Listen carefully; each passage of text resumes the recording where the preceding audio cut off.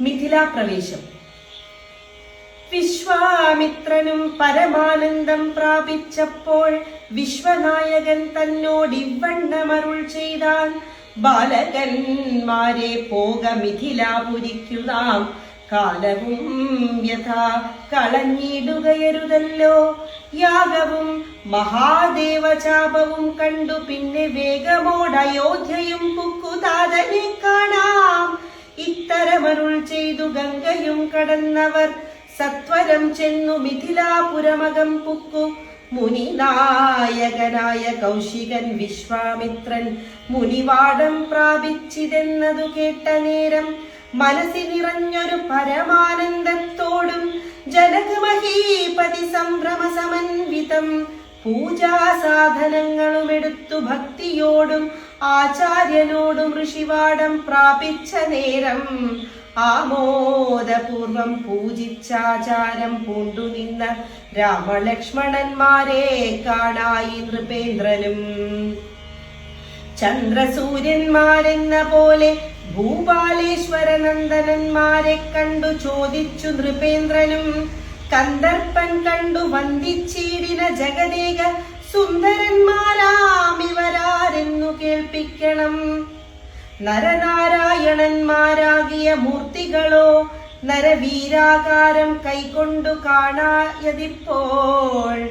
വിശ്വാമിത്രനും അതു കേട്ടരുൾ ചെയ്തിടിനാൻ. വിശ്വസിച്ചാലും മമ വാക്യം നീ നരപതേ. വീരനാം ദശരഥൻ തന്നുടെ പുത്രന്മാരിൽ ശ്രീരാമൻ ജ്യേഷ്ഠനിവൻ, ലക്ഷ്മണൻ മൂന്നാം അവൻ.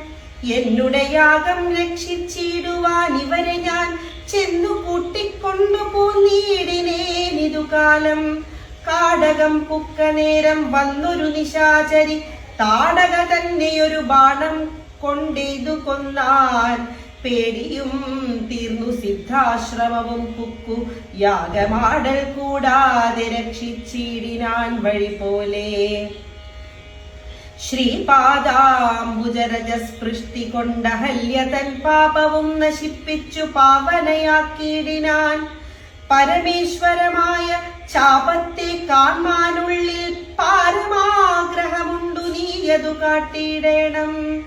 ഇത്തരം വിശ്വാമിത്രൻ തന്നുടെ വാക്യം കേട്ടു സത്വരം ജനകനും പൂജിച്ചു വഴി പോലെ. സൽക്കാരരോഗ്യന്മാരാം രാജപുത്രന്മാരെ കണ്ടുൾക്കുരുന്നിങ്കൽ പ്രീതി വർദ്ധിച്ചു ജനകനും. തന്നുടെ സചിവനെ വിളിച്ചു നിയോഗിച്ചു ചെന്നു നീ വരുത്തേണം ഈശ്വരനുടെ ചാപം എന്നതു കേട്ടു മന്ത്രിപ്രവരൻ നടകൊണ്ടാൻ. അന്നേരം ജനകനും കൗശികനോടു ചൊന്നാൻ. രാജനന്ദനായ ബാലകൻ രഘുവരൻ, രാജീവ വിലോചനൻ സുന്ദരൻ ദാശരഥി, വില്ലിതു കുലച്ചുടൻ വലിച്ചു മുറിച്ചീടിൽ. വല്ലഭനിവൻ മമ നന്ദനക്കെന്നു നൂനം. എല്ലാം ഈശ്വരനെന്നെ ചൊല്ലാവതെനിക്കിപ്പോൾ. വില്ലിഹ വരുത്തിയിടുകെന്നരുൾ ചെയ്തു മുനി. കിങ്കരന്മാരെ നിയോഗിച്ചിതു മഹീന്ദ്രനും. ഹുങ്കാരത്തോടു വന്നു ചാപവാഹകന്മാരും. സത്വരമയ്യായിരം കിങ്കരന്മാരും കൂടി മൃത്യുശാസന ചാപമെടുത്തു കൊണ്ടുവന്നാൻ. ഘണ്ടാസഹസ്രമണി വസ്ത്രാദി വിഭൂഷിതം കണ്ടാലും ത്രയംബകമെന്നിതു മന്ത്രീന്ദ്രനും.